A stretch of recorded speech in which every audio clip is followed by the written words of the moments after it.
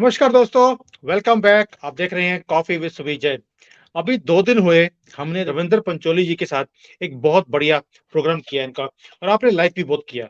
लेकिन पंचोली जी मुझे बोल रहे थे कि लोग अभी भी आपके अकाउंट को सब्सक्राइब नहीं करते, तो मेरी रिक्वेस्ट है इनके कहने पर कि प्लीज़ अगर अकाउंट को सब्सक्राइब कीजिए। अगर भारत से प्यार है, अगर आपको सनातन से प्यार है, तो आप सब्सक्राइब कीजिए, शेयर कीजिए, लाइक कीजिए। आप कमेंट्स डालिए कि आप और क्या पंचोली जी से सुनना चाहते हैं, मेरे से क्या समझना चाहते हैं। We will fulfil your request. So Ravinder ji, सबसे पहले आपका बहुत-बहुत शुक्रिया। जय भारत सर। अब तो जय भारत जय भ बोलिए। जय भारत सर, जय भारत। रविंदर जी, एक क्वेश्चन है, क्योंकि मैं चाइना में बैठा हूँ, तो मुझे ज़्यादा इसके बारे में पता नहीं है। लेकिन मैंने कुछ वीडियोज़ देखी, तो मैंने तभी आपको रिक्वेस्ट किया कि यू एनलाइटन मी कि जो ये हम्म, बागेश्वर धाम जो महाराज हैं, इसका मैंने जी। वीडियोज़ देखा और मैं हैरान रह गया कि ये क्या हो रहा है? आप कुछ कुछ लाइट दे दे सकते हैं इसके ऊपर? आप कितना जानते हैं, क्योंकि ये है भी आपके इलाके के। What is the truth behind it? हाँ, ये असल में मध्य प्रदेश के छतरपुर डिस्ट्रिक्ट में एक कस्बा है, गड़ागंज। वहाँ के रहने वाले हैं, शुद्ध ग्रामीण परिवेश में रहने वाले हैं और बुंदेलखंडी जैसे उनकी भाषा बड़ी खड़ी होती है।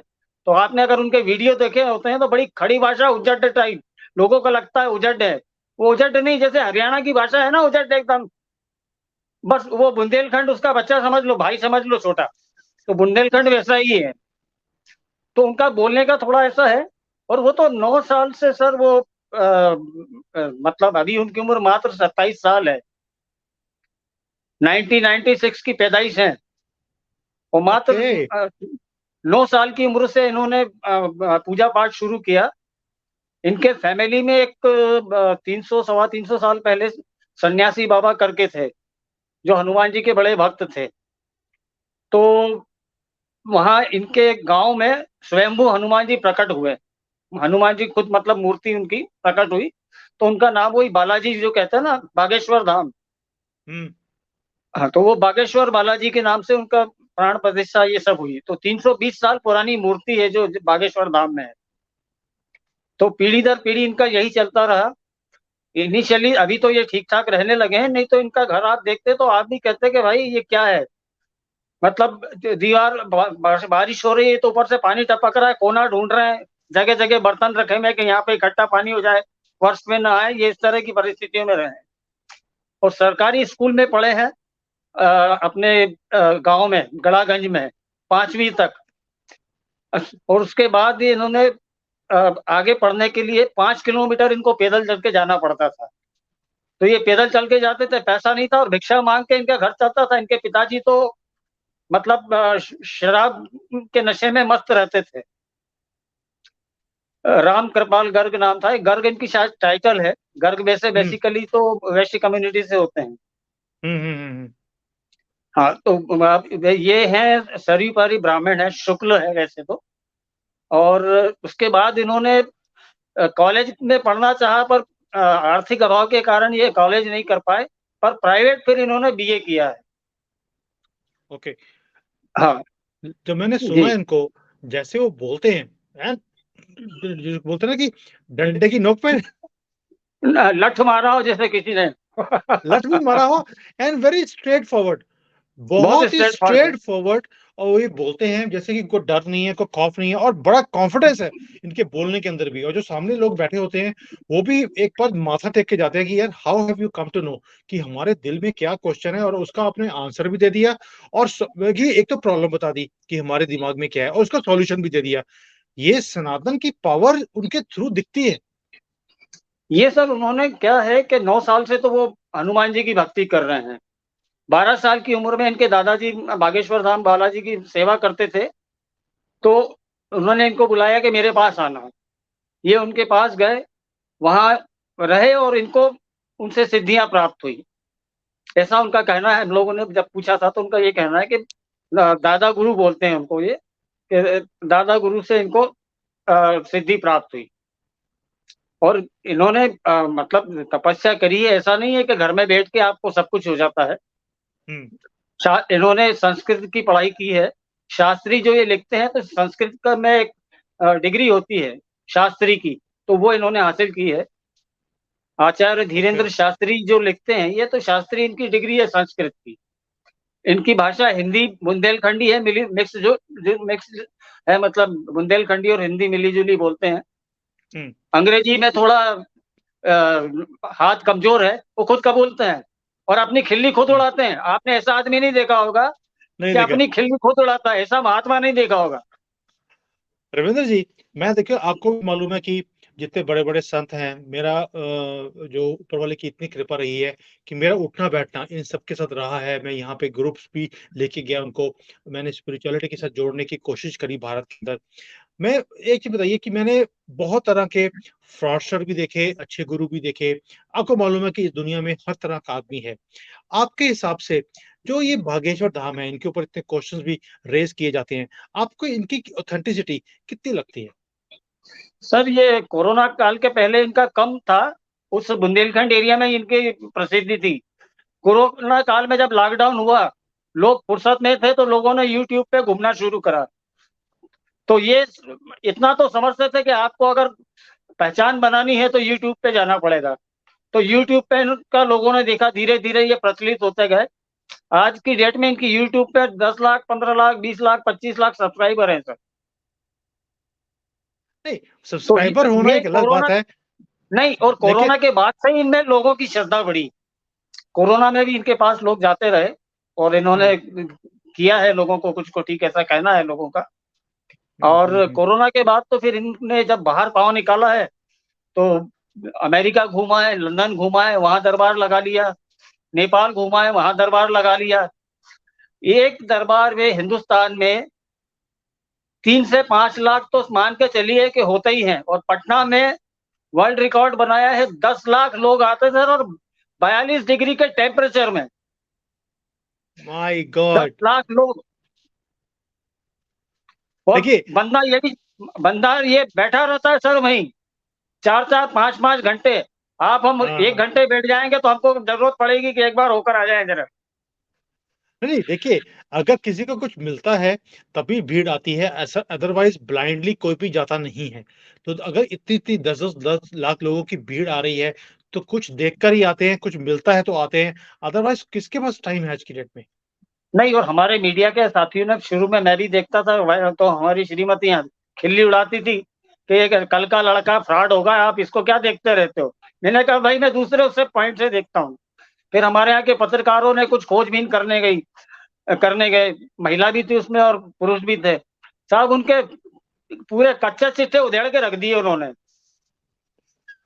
तो यहाँ से फिर वो थोड़ी शोहरत बढ़ी, फिर इन्होंने दरबार लगाना शुरू किया, बाहर से कुछ लोग आने लगे। देखिए, डॉक्टरी उसी की चलती है जिसकी दवा असर करती है, बिल्कुल ठीक बात है। तो है ना? तो ये इनका कुछ ना कुछ तो है। हुँ, नागपुर में इनको एक ये मानव करके है, जो श्रद्धा निर्मूलन संस्थान चलाते हैं। उन्होंने कहा कि साहब आप मेरे यहाँ आके, मतलब मेरी जगह पे आके, उन्होंने कहा मेरा दरबार खुला है, तुमको क्या टेस्ट लेना है, तुम यहाँ दरबार में आओ। वो कांग्रेस का प्लांटेड था, राहुल गांधी के साथ भारत जोड़ो यात्रा में चल रहा था।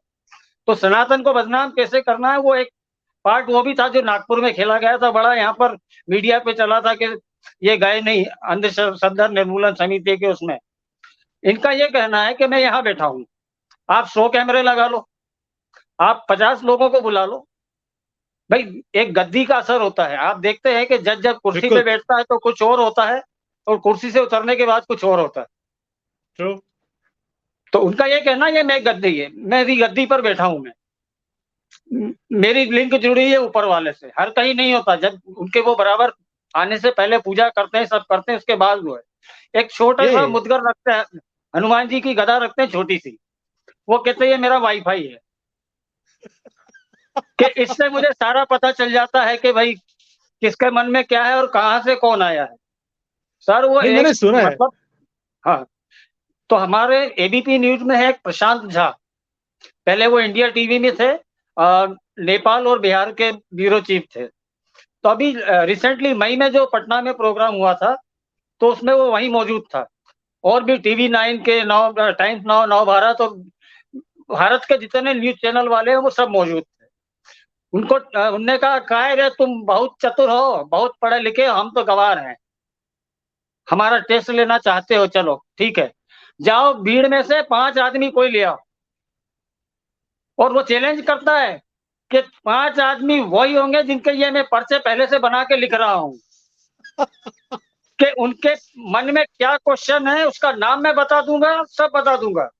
और क्या तुम्हारी हैसियत नहीं है, वो ऐसे बोलता है, तुम्हारी हैसियत नहीं है कि तुम, मैं ये पर्चे में जो लिखा है उसके अलावा किसी को लेके आओ। बरखा ओह! दत्त का ने एक भेजा था, बरखा दत्त ने एक लड़का भेजा था सर, उसको शीर्षासन करवा दिया इनने। मैंने आपको वीडियो भेजा था उसका। Yes, yes, yes. मैं उन्हीं वीडियोज़ को देखकर तो आपसे ये क्वेश्चन पूछ रहा हूँ।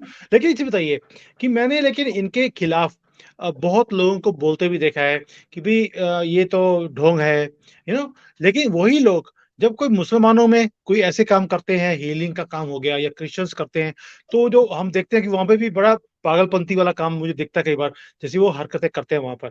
उनको वो ये कहते हैं कि ये बिल्कुल सच है। लेकिन अगर सनातन में कोई कोई काम कर रहा होगा, उसके अगेंस्ट बोलते हैं। इसके बारे में आप क्या बोलोगे?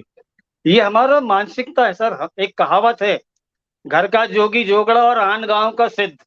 मतलब घर में आपको किसी को सिद्धि है, अरे उन्होंने कहा ये तो जोगड़ी है, वो है, और बाहर से कोई आके आप बैठ जाए, वो नाटक कर दे तो वो सिद्ध है। तो ये हमारी मानसिकता ऐसी है, हम अपने धर्म को हे दृष्टि से देखते हैं। ये हमारी मानसिकता रही है, गुलामों ने, अंग्रेजों ने हमारी मानसिकता में ऐसी गुलामी भर दी है, हम अपनी हर चीज को हे दृष्टि से देखते हैं। हुँ, हुँ। कह रहे देखिए अंग्रेज है, गोरा रंग है तो हम काले हैं, तो हम साले उनसे मतलब निम्न श्रेणी के हैं। हुँ, हुँ। वो सारा दिमाग से निकलते निकलते टाइम लगेगा सर। नहीं देखिए सर, मैंने देखा है कि जैसे मुस्लिम्स हैं, उनके वहाँ पर भी उनको भी मालूम है कि हमारा आदमी ये हमें बेवकूफ़ बना रहा है। लेकिन वो कभी भी अपने जो इनका जो सो कॉल्ड हीलर्स हैं, उनके अगेंस्ट नहीं बोलते। क्रिश्चियंस का भी ऐसे ही हाल है और इसको दिखा-दिखा कर तो वो कन्वर्जन करवा रहे हैं। तो क्या आपको लगता है कि जैसे बागेश्वर धाम वाले जो चीज़ें हैं, इससे जो घर वापसी जिसकी बोलते हैं हम लोग, कि भई जो मुसलमान है, क्रिश्चियन जो कन्वर्ट हो गए थे, ये इनको देख के इनको भी अकल आएगी कि भई हम किसी धोखे में हम वहाँ पे कन्वर्ट हो गए। असलियत तो यहीं पर है, उसको देखकर ये वापस भी आएँगे। आपको मैं बता दूं, अभी शायद 500 से 1000 के बीच में ये धर्म अपने घर वापसी करवा चुके हैं, जिसमें बांग्लादेश की भी है और पाकिस्तान की महिला भी है। और खुली स्टेज पर सबके सामने माइक पकड़ा के उन्होंने कहा कि तुम्हारे ऊपर कोई मैं प्रेशर डाल रहा हूँ, किसी ने दबाव डाला है, कोई जबरदस्ती कर रहा है, पैसे का लालच दिया है। कहते नहीं, मैं आपके वीडियो देख देख के आपकी भक्त हो गई, मेरे को सनातन में आना। वॉव! और सर एक चीज़ बताइए जब जब ज ज देखिए, हम हमेशा बोलते हैं कि स्पिरिचुअलिटी में कोई गुरु होता है, जो आपको एक रास्ता दिखाता है। इनका भी कोई गुरु है, जिन्होंने इनको इतनी सिद्धियाँ दी हैं या इनको रास्ता दिखाया? सर इनके गुरु बड़े पहुंचे हुए संत हैं, रामभद्राचार्य जी, जो 4 साल की उम्र से अपनी आंखें खो बैठे हैं। पर उनको अंधे होते हुए उन्होंने उनको रामायण, गीता, भागवत, ऐसा कोई धर्म ग्रंथ नहीं है, वेद पुराण, जो उनको कंठस्थ ना हो। और वो स्टेज पे बैठते हैं, कोई किताब नहीं होती है सर, और वो ऐसे ऐसे प्रसंग सुनाते हैं कि आदमी रोने लगता है। तो ये बागेश्वर धाम के जो धीरेन्द्र शास्त्री हैं, ये उन्हीं रामभद्राचार्य जी के शिष्य हैं। Okay, okay. So Ravindra ji आज आज आपने मुझे वाक़ई में देखो एक तो अभी तो वो खुशी जो हम लोग बहुत देर से काम पे लगे हुए थे कि भी भारत नाम जो है हमारा वापस आना चाहिए। आपको मालूम है पिछले 6 महीने से मैं कितनी मेहनत कर रहा हूँ इस चीज़ के ऊपर कि भारत नाम आना चाहिए, हमें इंडिया नाम नहीं चाहिए अब। जब हमने बाकी सारी चीज़ें खत्म कर दी, हम ये चीज़ भी खत्म करना चाहते हैं जो गुलामों का नाम हमने रखा हुआ था अपने अपने कंट्री के ऊपर। ये चेंज होने की कगार पर हैं, हो सकता है ये हो जाए, बाकी मोदी जी को प्रेडिक्ट करना इट इज़ इम्पॉसिबल। लेकिन ये हो जाए तो बहुत बढ़िया होगा और दूसरा है, जो ये सनातन की हमारी जो धरोहर है, जो हम खुद ही उसको नकारते रहते हैं। I want to come back to this. मैं जब भी भारत में आता हूँ, मैंने पहले भी बताया आपको कि मैं सारी जो सनातन की जो हमारी ये धरोहर है, जो हम सब कन्वर्ट करते जा रहे हैं अभी कॉरिडोर्स बना रहे हैं, मैं वहाँ पे जाकर देखता हूँ कि कैसे काम अभी भारत का हो रहा है, भारत की गवर्नमेंट कैसे उसके ऊपर उसको उसको एक ब्यूटीफाई कर रही है, लोगों को जोड़ रही है, वहाँ पे ईज़ी कर रहे हैं लोगों के आने-जाने का। मैं जाकर देखता हूँ, मुझे बड़ी खुशी होती है और इसलिए मैंने ये इस टॉपिक को लिया मैंने आज बागेश्वर धाम जी का इसमें कि इनकी एक खासियत ये है कि इनने जितने हमारे जो साधु संत नाचना गाना सिखा रहे थे, कथा के नाम पे महिलाओं को नचवाना, ये करवाना, ये सब कर रहे थे। ये इन्होंने एक तरह से कर दिया। ये खुले मंच से ओपन चैलेंज देते हैं कि मैं सनातन धर्म का प्रचार करने आया हूं, मैं भारत को हिंदू राष्ट्र बना के रहूंगा। मतलब खुला चैलेंज करते हैं। इनको अभी बरेली से एक मियाँ भाई ने कोई अंसारी करके था, उसने कहा था कि तेरे को वो करता, तो स्टेज पे बोला कि तू क्या मुझे मारेगा, मैं तेरी बरेली में आके, बरेली का था वो, वहीं कथा करूंगा, तेरे में हिम्मत हो तो आ जाना। ओके, मैं जब तक जिंदा हूं तो जैसे पहले घर घर से अफजल निकलेगा, ऐसे घर घर से धीरेन्द्र शास्त्री निकलेगा। तो ये मिलिटेंट आप कह लीजिए बाबा है, मतलब परशुराम है, ये समझ लीजिए। ये इतना परशुराम है। ओपनली, और 27 साल की उम्र में। सर कोई संत तो ऐसे हैं स्टेज पे बैठ के अली मोला गाते हैं, मोरारी बापू जैसे, जो लग्जरी का याट है उनके पास, क्या नहीं है। और ये बंदा खुली स्टेज से, वो मतलब समझौता किसी से नहीं करता है। जो इनको बिजनेसमैन बुलाता है, इनकी कथा का आयोजन करता है, तो लोगों से कहता है कि आप ये मत समझना मैं खराब हो गया हूँ भाई, ये स्टेज और इसके लिए पैसा तो लगता है, तो थोड़ा टाइम इनके 1 घंटा 2 घंटा में इनके साथ दे देता हूँ, नहीं तो मैं कहाँ से पैसा लाऊंगा। स्टेज पर उनके मुंह पर बोलता है कि लेकिन मेरे सर, यहाँ कोई वीआईपी कल्चर नहीं है। नहीं, जैसे आपने बोला कि इन्होंने बोला कि मैं हिंदू राष्ट्र बना के रहूंगा, तो ये उनकी अंदर की आवाज है जो आपको लगती है, या इनकी विश है? ये इनकी अंतरात्मा की आवाज है सर, और बहुत बहादुर बच्चा है एक तरह से कह लें। मेरे जितने पटना में, आपका रायपुर में, और भी अहमदाबाद में, जहां जहां ये गए हैं, मेरे सारे मित्रों से, पत्रकार मित्रों से ने पूछा, एबीपी के एक पत्रकार ने तो वही लोट लगा ली थी इनके चरणों में सर, स्टेज पे। एबीपी जो है माउथ पीस रहा है आपका कम्युनिस्ट पार्टी का, एबीपी ग्रुप जो रहा है। ट्रू।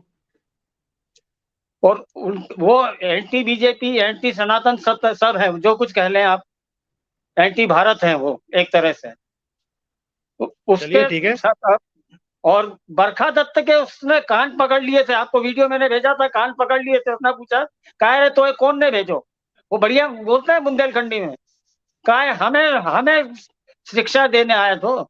एक उन्होंने पत्रकार को बुलाया, भीड़ में बोला कि यहाँ सबसे ज्यादा पढ़ा लिखा कौन है, तो एक ने बोला कि सर मैं हूँ। कि तुमने कहा पढ़ाई करी है? कि मैं एमबीए मार्केटिंग हूँ, मैंने एमए किया है, बीएससी किया है, बीए किया है, मास कम्युनिकेशन में किया, दुनिया भर की डिग्री उसने गिना दी। अरे तुम तो फिर बहुत पढ़े, हम तो कछु नहीं, गंवार आदमी है। वो बोलते बड़ा प्यारा है, आप उनको सुने तो बोलते बहुत प्यारा है, क्योंकि शुद्ध खाटी देशी भाषा बोलते हैं, कहीं उसमें मतलब आवरण नहीं है, जो है सो खुला खेल फरक्का बाती। तुमने कहा रविंदर ठीक है, जी। बहुत बहुत पढ़े लिखे हो तो जाओ भीड़ में से 3 आदमी ढूंढ के ले आओ। ओके, ये पर्चा मैं लिख रहा हूं, तुम्हारे में हिम्मत हो, तुम्हारी औकात हो, तो तुम इस पर्चे के अलावा लेके आके दिखाना, और कैमरे ले आओ, और किसको पूछना है। एक लड़की आई थी इनको टेस्ट करने सर, वहां पे वो लड़की साक्षात दांडवत कर ली, और उसने कहा सर माइक पे कुछ मत बोलना। तो कुछ तो है। शुरू कुछ में तो है। मुझे भी लगा था कि फ्रॉड है, पर देखिए पत्रकार तो होते बदमाश हैं। हम्म। मतलब आपको कपास को वो कपड़ा बनाने में देर नहीं लगाते हैं, पूरा जोर लगा लिया। मीडिया का, इंडियन मीडिया को क्या समझते हो, सनातन को बदनाम करना हो, कोई जरा सा कुछ मिल जाए तो हम्म। वो दिन भर वो चलाते हैं उसको। तो उनको इन पे अभी तक तो कुछ नहीं मिला, पूरी कोशिशें कर ली, इनको स्टूडियो में बुला के 1-1 घंटे इनका इंटरव्यू कर लिया सर, कहीं कुछ नहीं पकड़ पाए। रजत शर्मा जैसे धुरंधर पत्रकार के सर इसने पसीना ला दिया था। ये इंडिया टीवी पे जा चुके हैं रजत शर्मा के साथ। अरे आप उसका, रजत शर्मा का देखना, पसीना छुटवा दिया था इस बंदे ने। रजत शर्मा क्या चिड़े हुए मुंह से, बहुत गुस्से में बात कर रहे थे, उसने इतने ऐसे स्ट्रेट जवाब दिया कि रजत शर्मा के मुंह से आवाज नहीं निकल रही। क्या बात है रविंदर जी, आपने मुझे बहुत बड़े बड़े लोगों से मिलवाया है, और हमने आगे आगे भी मिलना है। तो मेरी गुजारिश है कि अभी मैं भारत में आ रहा हूँ, मेरी कोशिश है कि मैं शायद 18 सितंबर से पहले किसी तरीके से पहुंच जाऊं वहां पर। बस वीजा की वेट कर रहा हूँ मैं अपनी वाइफ की। अगर मैं आया तो मैं इनको मिलना चाहूंगा, आप मेरी मीटिंग करा दीजिए, जो भी जैसे भी आपका अरेंजमेंट है। तो लेट्स सी, जरूर, maybe we can do an interview with him, one two one. बिल्कुल करिए, आपको मजा आएगा। चलिए, थैंक यू सर, हाँ, थैंक यू। आपकी आपकी आपकी श्रीमती को भी मजा आएगा कि हिंदुस्तान में ऐसे भी पावर वाले लोग हैं। न्यूक्लियर पावर के बिना सब कुछ है, यहाँ पे कोई आर्टिफिशियल इंटेलिजेंस नहीं है, कुछ नहीं है।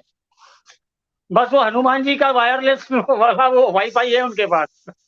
सर मेरी वाइफ जो है वो उसको मैं लेके गया था ज्वाला जी का जो मंदिर है, इसको दिखाने के लिए कि भारत कितना वंडरफुल चीज़ है, जगह है। हम्म। तो जब ज्वाला जी गई वहाँ पर, तो पंडित जी ने वहाँ पर जो जोत होती है, उसको उन्होंने पहले मटके में पानी का मटका था, उसके ऊपर ट्रांसफ़र किया, फिर इसके अंगूठे के ऊपर जो माता की जोत है, उसको ट्रांसफ़र कर दिया था और ये हक्की-बक्की रह गई थी और ये इसलिए बोलती है कि भारत जो है वो इनक्रेडिबल नहीं है, वो मिस्टीरियस भी है, मिस्ट्री है मेरे लिए, ये भारत क्या हाँ, चीज़ है। यहाँ बहुत सारी चीजें हैं देखने को। आप साल में 2 चक्कर लगाएं भारत के, आपको बहुत कुछ देखने और सीखने को मिलेगा। अब बिल्कुल, बिल्कुल। नहीं मोदी जी के आने से एक फायदा हुआ है, सनातन वापस अपनी जो ग्लोरी थी वो पाने की पूरी कोशिश कर रहा है। आएंगे ये सर जब आप रविंदर जी, जब देखिए हाँ। ये हमारे हाथ में है, अकेले मोदी जी का काम नहीं है। मैं देखता हूँ जो एंटी भारत की बातें करते हैं, सनातन के अगेंस्ट बोलते हैं, उन सबको लोग वायरल करते हैं। लेकिन जो भारत की बात करेगा, सनातन की बात करेगा, शायद लोगों को शर्म आती है कि भई इसको फॉरवर्ड नहीं करना, लोग क्या सोचेंगे हमारे लिए। ये जो आपकी बात है ना कि अभी भी वो मानसिकता से हम बाहर नहीं निकले हैं गुलामी वाली, जहाँ पर हमें नकारा गया, हमारे धर्म को नकारा गया, ये अभी भी लोगों के दिमाग से नहीं जा रहा। सर मेरी आज ही एक मित्र से बात हुई तो ये कह रहे थे कि जो सनातन के खिलाफ बोलते हैं, भारत के खिलाफ बोलते हैं, मोदी मेरा रिश्तेदार नहीं, मुझे पैसे नहीं देता, आपका रिश्तेदार नहीं, आपको पैसे नहीं देता। हम भारत की बात करते हैं, हम भारत में पैदा हुए हैं, भारत में ही मरेंगे और हम भारत है तो हम हैं, देश है तो हम हैं। हमारे लिए व्यक्ति मायने नहीं रखता, हमारे लिए देश मायने रखता है। किसी को अगर गलतफहमी हो कि आप या मैं बीजेपी के एजेंट हैं या आरएसएस के एजेंट हैं, ऐसा कुछ नहीं है। हमारे लिए देश पहले ट्रू, है। ट्रू। राहुल गांधी देश के लिए काम करेगा, हम उसके पीछे खड़े हो जाएंगे। हुँ। भाई इस आदमी ने 9 साल में जो रिजल्ट दिए हमने देखा है आंखों से, अपनी आंखों से देखा है, इसलिए हम उसकी प्रशंसा करते हैं। तो मेरा सर इन अपने लोगों से कहना है कि आप, हाँ, मैं वो जो बात रह गई, छूट गई थी, तो वो ये मुझे बता रहा था कि इनके 50-50 लाख, 25-25 लाख सब्सक्राइबर कैसे होते हैं। तो एक लेटर भेजा है कि सर इसमें विदेशी बहुत ज्यादा है, हिंदुस्तानी कम है। जो भारत को गिराने के लिए, भारत को डिफेम करने के लिए, भारत की इकोनॉमी को ठेस पहुंचाने के लिए लगे हुए हैं, और वही लोग इनके सारे उसको वो देखते हैं और वही इनको पैसा भी पहुंचाते हैं। इसीलिए जो देश राष्ट्रवादी आपके यूट्यूबर्स हैं, उनके व्यूवर्स कम है। तो ये हाँ, शिकायत की है कि भाई हम भी उतनी मेहनत कर रहे हैं, 25 लाख का इनसे रिकॉर्ड तो पूछो कहाँ के हैं 25 लाख, 50 लाख कहाँ से आ गए। हिंदुस्तानी है तो बहुत अच्छी बात है। और मैं अभी देख हुँ। रहा था आपका नीचे यूट्यूब में 50,000 लोगों ने कल का हमारा देखा करीब करीब, और उसमें से सब्सक्राइब मात्र 25,000 लोगों ने करा और लाइक 3,500 लोगों ने भी नहीं किया। भाई मेरे, दिन भर उस पे मोबाइल पे अंगूठे चलाते हो यार, यहाँ पे भी एक बार चला दो, लाइक कर दो, शेयर कर दो है और सब्सक्राइब कर दो। चलिए रविंदर जी, आपसे जो बात करके आप भी बिल्कुल बागेश्वर धाम जी की तरह बिल्कुल सीधा बोलते हैं। आपका भी हाथ में मुझे लगता है वो हनुमान जी की गदा रहती है, कभी भी किसी के ऊपर भी लग जाएगी। तो इसलिए मैं आपको पसंद भी करता हूँ because I am also very straight forward person.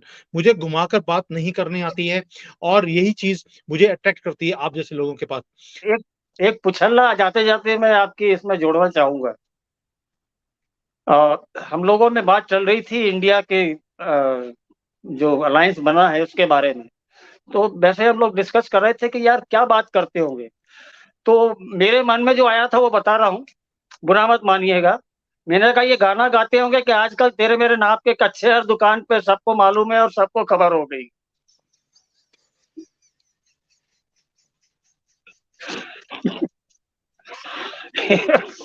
बस इतना ही कहना चाहता हूँ। जय भारत। जय भारत। लेकिन सर एक चीज़ देखिए, हमने इसके ऊपर कितनी मेहनत करी है, आप भी जानते हैं। हम दोनों ने इसके ऊपर बहुत मेहनत करी कि गवर्नमेंट ऑफ भारत जो है, वहाँ तक हमने रिप्रेजेंटेशंस भेजी हैं। 6 महीने से भेज रहे हैं हम लोग कि भई लोगों की आवाज़ है, हमारे यूट्यूब के ऊपर लोगों ने बार-बार आके बोला कि हमने स्पेशल इसके ऊपर एक वीडियो बनाया था कि व्हाट डू यू वांट? आपको इंडिया नाम चाहिए कि भारत नाम चाहिए? जबकि इसके ऊपर कोई जी, बात अभी शुरू भी हुई नहीं थी। शुरू हमने भी तब नहीं से हुई। ये कैंपेन और तब से हम ये कैंपेन शुरू कर रहे थे। हमने गवर्नमेंट में ये रिप्रेजेंटेशन भेजी भी है कि लोग चाहते हैं कि हमारा नाम अब इंडिया नहीं होना चाहिए और ये शुरू तब हुआ था जब हमने जो पार्लियामेंट की नई बिल्डिंग बनाई, जो वहाँ पर सिंबल रखा गया। हमने बोला जब हम सारी पुरानी मानसिकता की चीज़ों को उखाड़ कर फेंक रहे हैं, इस नाम को क्यों नहीं चेंज करते?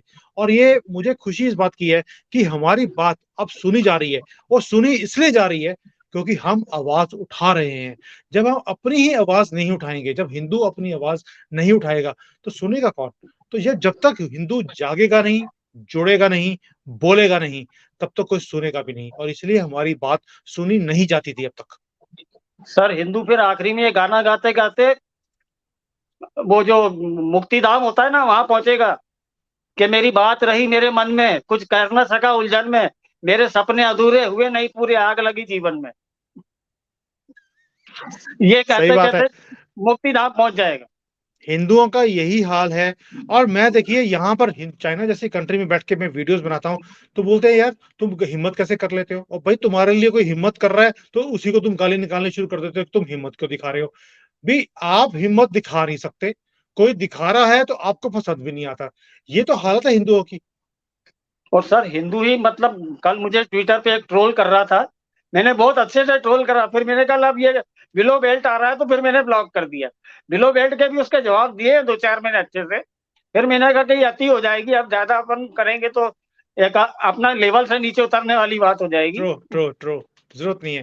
सो रविंदर जी ये हिंदू पता नहीं कब जागेगा और जब जागेगा हो सकता है कि ये मुझे बस इसी बात का डर है कि देर ना हो जाए और कुछ भी नहीं है।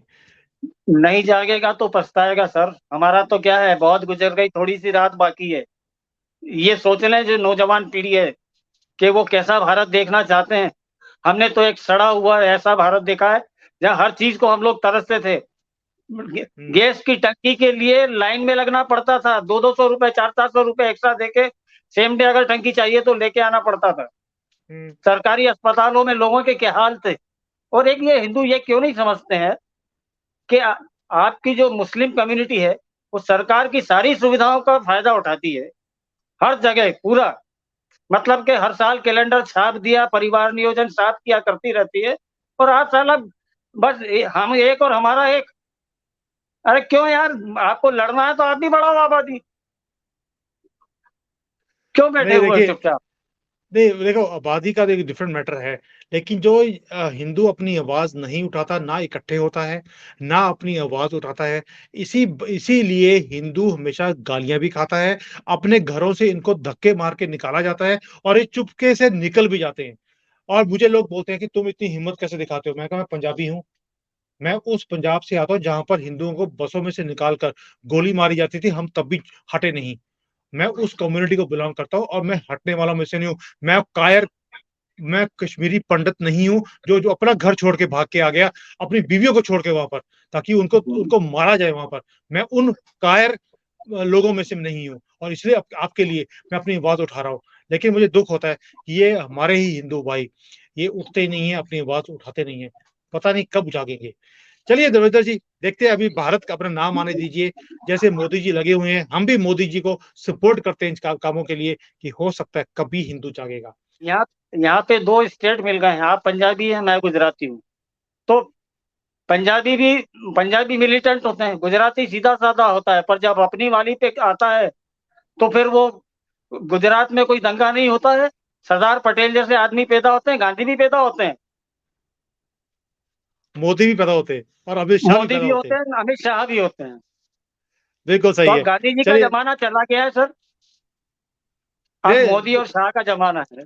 रविंद्र जी मैं वैसे बोलता हूँ ये महाभारत का टाइम है यहाँ रामचंद्र नहीं चाहिए यहाँ कृष्ण जी ही चाहिए जो इस महाभारत को सॉल्व भी कर सकते हैं और खत्म भी कर सकते हैं।